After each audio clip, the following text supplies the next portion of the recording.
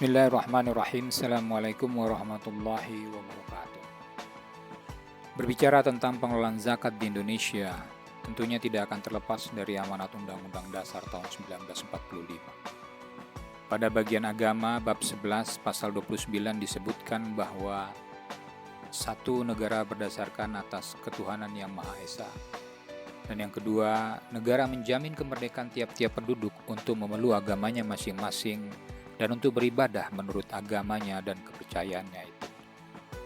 Selain itu di pasal 34 juga ditegaskan bahwa fakir, miskin, dan anak-anak terlantar dipelihara oleh negara. Dan negara mengembangkan sistem jaminan sosial bagi seluruh rakyat dan memberdayakan masyarakat yang lemah dan tidak mampu sesuai dengan martabat kemanusiaan.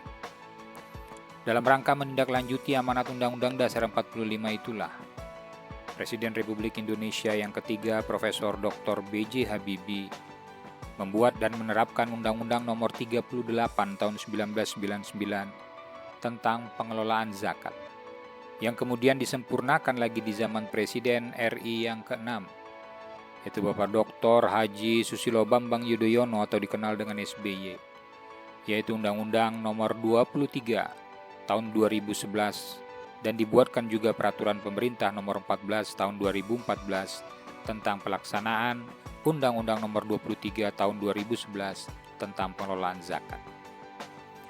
Saudara sekalian, makna dari kata pengelolaan zakat yang dimaksud adalah kegiatan perencanaan, pelaksanaan, dan pengorganisian dalam pengumpulan, pendistribusian, dan pendayagunaan zakat. Dinyatakan di dalam pasal 1. Dan pengelolaan zakat itu juga harus berasaskan syariat Islam, amanah, kemanfaatan, keadilan, kepastian hukum, terintegrasi, dan akuntabilitas. Adapun tujuan dari dibuatnya undang-undang tentang pengelolaan zakat ini adalah 1. Meningkatkan efektivitas dan efisiensi pelayanan dalam pengelolaan zakat. Dan yang kedua, meningkatkan manfaat zakat untuk mewujudkan kesejahteraan masyarakat dan penanggulangan kemiskinan. Untuk melaksanakan tujuan yang mulia itu, maka pemerintah membentuk lembaga pemerintah non-struktural yang bersifat mandiri dan bertanggung jawab kepada Presiden melalui Menteri, yaitu Badan Amil Zakat Nasional yang disingkat dengan Basnas, baik itu di tingkat pusat, provinsi, maupun kabupaten atau kota. Basnas di tingkat pusat beranggotakan 11 orang, di mana 8 orang dipilih dari unsur masyarakat dan 3 orang dari unsur pemerintah. Sementara Basnas di tingkat provinsi dan kabupaten kota berjumlah 5 orang, yang dipilih dan ditetapkan oleh kepala daerah, bupati atau wali kota atau gubernur, dengan masa kerja 5 tahun setelah mendapatkan pertimbangan dari Basnas pusat. Berhubung karena Basnas adalah lembaga yang dibentuk oleh pemerintah dan bertujuan membantu pemerintah dalam menanggulangi kemiskinan, maka dalam pelaksanaan tugasnya, Basnas dibiayai oleh anggaran pendapatan dan belanja negara maupun anggaran pendapatan belanja daerah serta hak amil itu sendiri.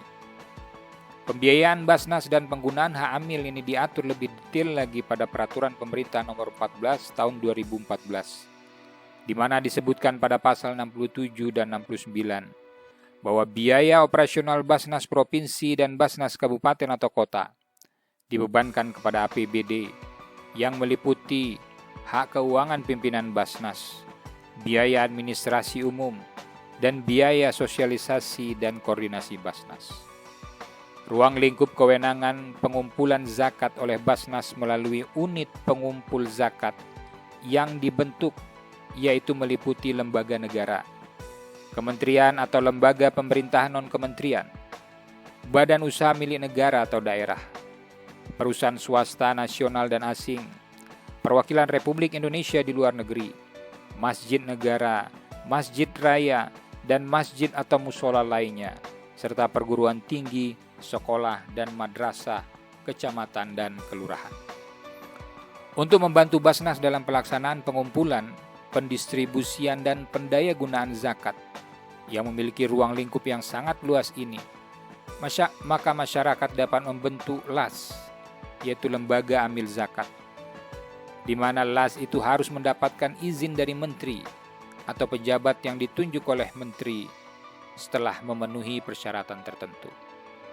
Hal ini dimaksud agar semuanya, baik itu Basnas maupun LAS, wajib memberikan laporan kepada pemerintah dan wajib diaudit baik secara keuangan oleh kantor akuntan publik maupun audit syariah oleh Kementerian Agama. Nasrum minallahi wa fathun qarib. Fastabiqul khairat. Wassalamualaikum warahmatullahi wabarakatuh.